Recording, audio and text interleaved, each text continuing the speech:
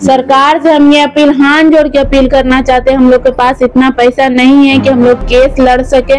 मेरे पापा होटल में काम करते हैं और मेरा जो भाई कमाने वाला था उसी का हत्या हो गया है। लाश ऐसी पड़ा हुआ था, माँ उसका रोड है। हाँ माँ इस तरह पे लाश पड़ी हुई थी इस तरह से। हाँ माँ 5 फीट 9 से 10 इंच उनकी हाइट थी। और मैं दिखाना चाहूंगा आपको यहाँ पर, मैं यहाँ पे लगभग 5.5 फीट का हूँ और ये देखिए मेरा हाथ जो है इजी वे में पंखा तक पहुंच जा रहा है। और इनका जो परिजन है उनका कहना है कि भाई जो है ऐसे ही खड़ा होकर, कितनी बार पंखा बिगड़ा है तो पंखा को यूं ही खड़ा होकर बना देता था। तो 2021 में पता चला कि दोनों एक दूसरे से प्यार करते हैं। शादी कब हुई दोनों की? 11 जून को, 11 जून 2021 में।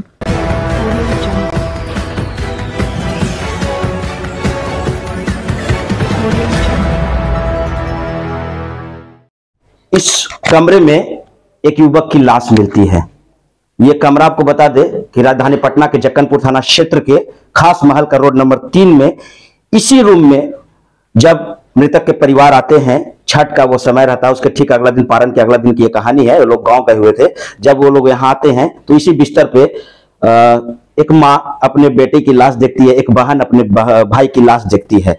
यहाँ पे मृतक के परिजनों का कहना है कि उनका मर्डर किया गया है, लेकिन प्रत्यक्षदर्शियों की अगर हम बात कर ले, शासन प्रशासन की बात कर ले, जक्कनपुर थाना की बात कर ले, तो लोगों का कहना है कि यहाँ पर वो युवक इसी पंखे से लटका हुआ पाया गया था। लेकिन परिजनों को, गांव ये लोग बाढ़ के रहने वाले मूल रूप से, और ये भी जक्कनपुर थाना क्षेत्र में खास महल के रोड नंबर 3 में किराए के मकान में रहते हैं। पर्व का त्योहार था, तो ये पर्व का समय था, तो ये गांव गए हुए थे, वहां से आते आते इनको देर रात हो गई।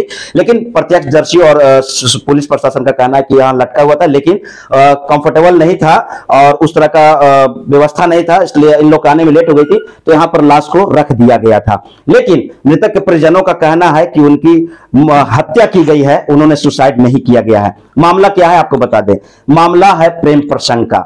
एक लड़का और एक लड़की 2020 में मिलते हैं और उसके बाद दोनों शादी रचाते हैं। लड़की गवर्नमेंट जॉब में रहती है और लड़का प्राइवेट जॉब में रहता है।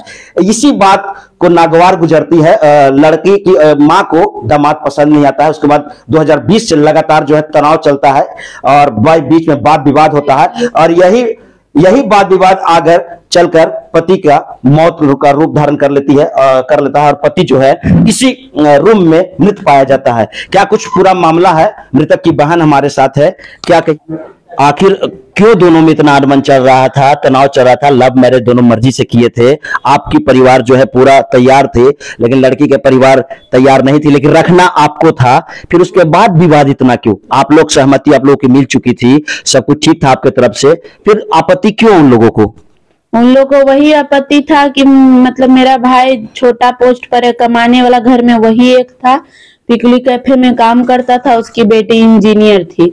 दोनों लव मैरिज शादी किए थे। हम लोग को बार बार धमकी देती थी जब से शादी हुआ था तब से। कौन? कि उसकी माँ, लड़की की माँ रीना राय, जो नगर नौसा में टीचर है, टीचर के पोस्ट पे है, कि आपका बेटा को हम मार देंगे। हम लोग के पास रिकॉर्डिंग है उसका। ऑडियो है? हाँ ऑडियो है। फोन पे धमकी आता था? फोन पे धमकी आता था कि घर में घुस के मार देंगे और फिर कोई कुछ नहीं कर सकता। अच्छा, जातीयता को लेकर तो नहीं है, दोनों इंटरकास्ट थे, आप दूसरी जाति के और लड़की वाले जो है लड़के वाले दूसरी जाति के। हम लोग को कोई प्रॉब्लम नहीं था, लड़की किसी भी कास्ट की है, लड़का प्यार किया था, उससे शादी किया था। हम लोग की घर की बहू थी, हम लोग बहुत इज्जत है उसको अपने घर में एक्सेप्ट किए थे। उसका धूमधाम से रिसेप्शन भी करवाए थे, गांव में भी सबसे मिलवाए थे। लेकिन उसका लड़का को, हम लोग के लड़का को उधर से कोई सपोर्ट नहीं कर रहा था, कोई एक्सेप्ट नहीं कर रहा था, बार बार धमकी आता था।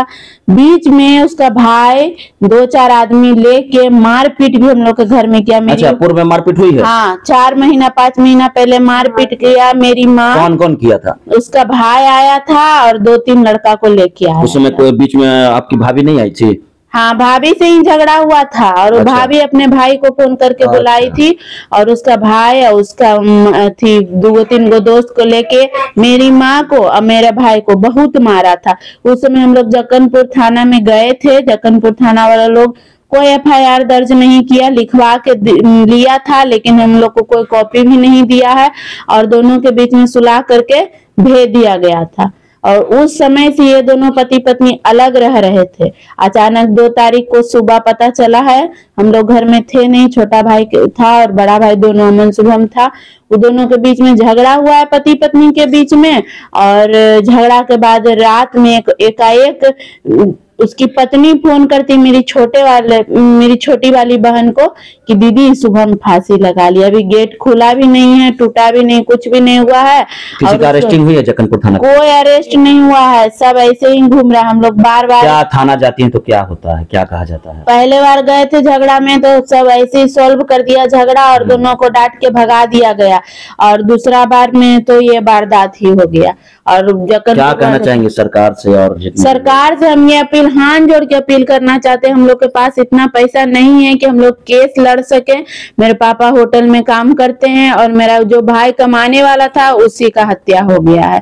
अब आप लोग न्याय करिए, आप ही लोग इंसाफ करिए। उसको मार के उसको फांसी का रूप दिया गया है या फिर सुसाइड करने पर मजबूर किया, जो भी है हर चीज का कारण वो लड़की है, उसके फैमिली वाले। क्योंकि मेरा भाई अकेले पड़ा हुआ था, सुबह में दोनों भाई साथ में था, लेकिन जब छोटा भाई घर से बाहर गया है और ये 2:30 बजे घर वापस आया बड़ा वाला भाई, तो घर में अकेले पाया गया है।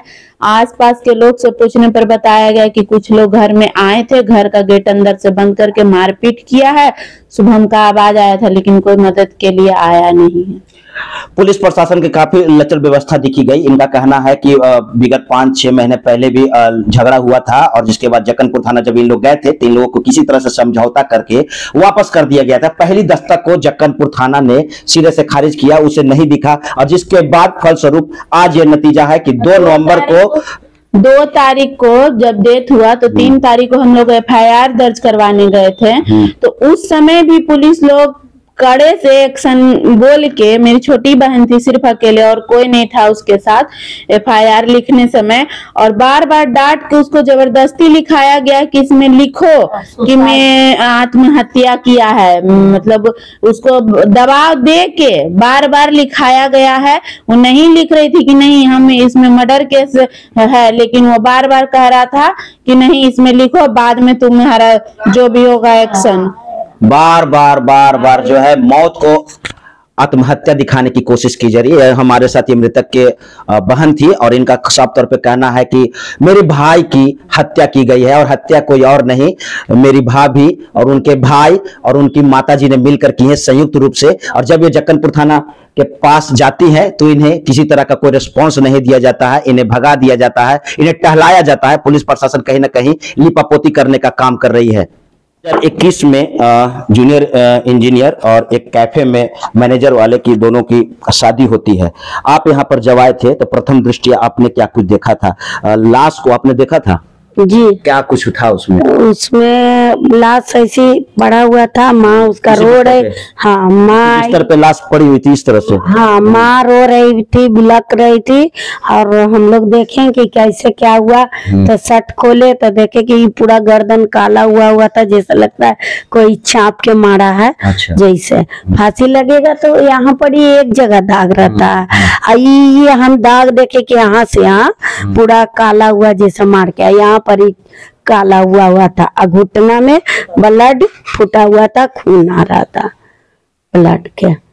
और वही देखे। क्या लगता है मारपीट करके हाँ, हमको तो यही लगता है कि मारपीट के नहीं, मारता पीटता झगड़ा लड़ाई हुआ था, बीवी से बात विचार नहीं था, तो उसको पता कैसे चला कि शुभम फांसी लगा लिया?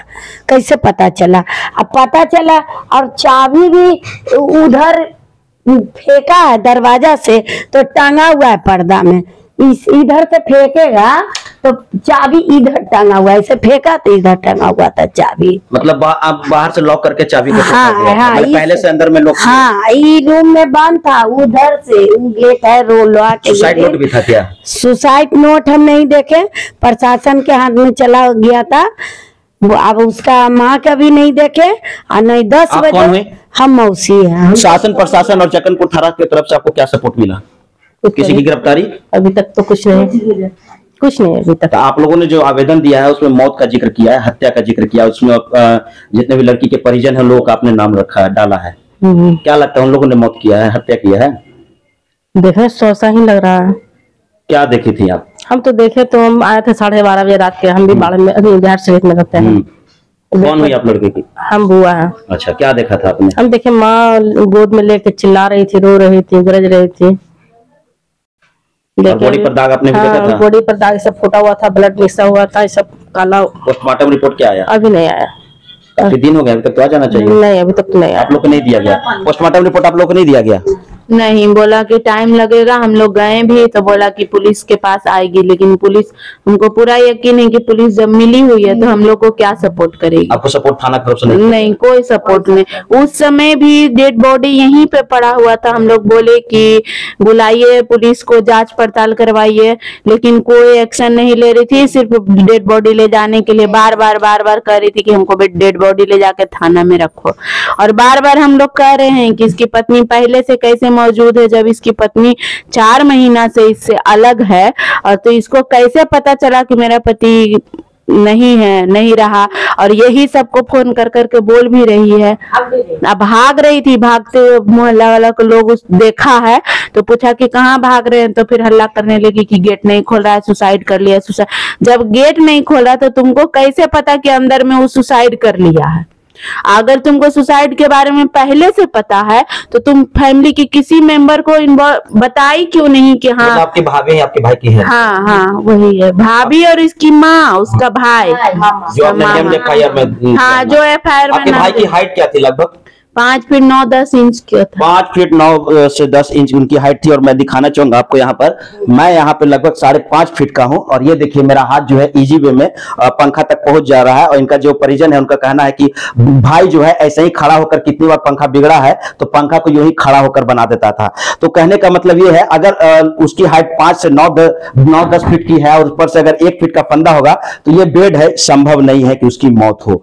ठीक है, ये एक सोची साजिश जो है, सोची समझी एक साजिश है। और इन लोगों ने साफ तौर पे इनका कहना है कि मेरे भाई की ने सुसाइड नहीं किया है, उनकी हत्या की गई है। और सुसाइड नोट भी इन्हें नहीं दिया गया है। और शासन प्रशासन और जक्कनपुर थाना की तरफ से इन्हें किसी तरह का कोई सपोर्ट नहीं किया गया है। शुरू के ही दिनों से काफी विवाद चल रहा था पति पत्नी में। और खासकर इसमें जो अहम रोल है ये लड़की का मां का है। वो साफ तौर पर उनका कहना था कि मैं दामाद को नहीं पसंद करती हूँ, और अगर तुम मेरे बेटी जो अपनी बेटी से कहती है कि अगर तुम अपने पति को नहीं छोड़ती हो तो मैं किसी भी तरह से दिखा दूंगी और कुछ कर लूंगी। जिसका नतीजा यह हुआ कि 2 नवंबर को यह कुछ देखने को मिल गया। ये मौत है या आत्महत्या, ये तो जांच के विषय है, पुलिस प्रशासन देखेगी। लेकिन यहां पर एक व्यक्ति की जान गई है, एक युवक की जान गई है, एक मां का बेटा का जान गया है, एक बहन का भाई का जान गया है। और मां की स्थिति बिल्कुल भी यहां पे बताने लायक नहीं। हम लोगों ने उनसे कोऑर्डिनेट करने की कोशिश की है तो उनका मैंने हालत देखा, तो मैं आप लोग को मोबाइल में नहीं दिखा सकता हूं। वो बोलने की स्थिति में नहीं है, अभी भी वो जो है शोक में है और इस मौत को वो पचा नहीं पा रही है। और सबसे बड़ी बात है, क्योंकि जो चंडी जो ब्लॉक में जो जेई है, इनकी जो पुत्रवधू सौम्या, वो यहाँ पर जो है दिख रही है, उनका काफी सपोर्ट रहा है। और जिससे बहन ने बताया कि वो यहाँ से भाग रही थी और स्थानीय लोगों ने उन्हें पकड़ा।